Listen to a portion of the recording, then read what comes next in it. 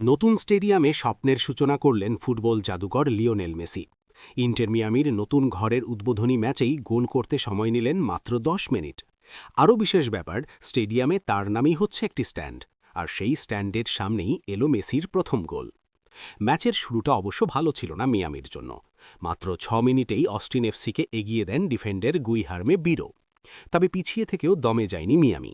৪ minute পর দুর্দান্ত হেডে গোল করে দলকে সমতায় ফেরান মেসি। দ্বিতীয়ার্ধে ম্যাচের নিয়ন্ত্রণ নেয় অস্টিন। ৫৩ মিনিটে জেইডেন নেলসন গোল করে আবারও এগিয়ে দেন দলকে। এরপর ম্যাচে পরিবর্তন আনতে কোচ হাভিয়ের ম্যাচেরানো মাঠে নামান অভিজ্ঞ লুইস সুয়ারেজকে, আর মাঠে নেমেই বদলে দেন ম্যাচের চিত্র। ৭৩ মিনিটে মেসির নেওয়া কর্নার থেকে হেড দেন জার্মান বার্টারেম, আর ভিটকি বলে গোল করেন সুয়ারেজ।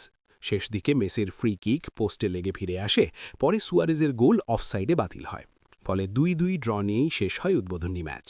আগামী সপ্তাহে নিজেদের নতুন মাঠে নিউ ইয়র্ক রেড বুলসের বিপক্ষে নামবে মিয়ামি। নতুন স্টেডিয়ামে প্রথম জয়ের অপেক্ষা এখন সবার।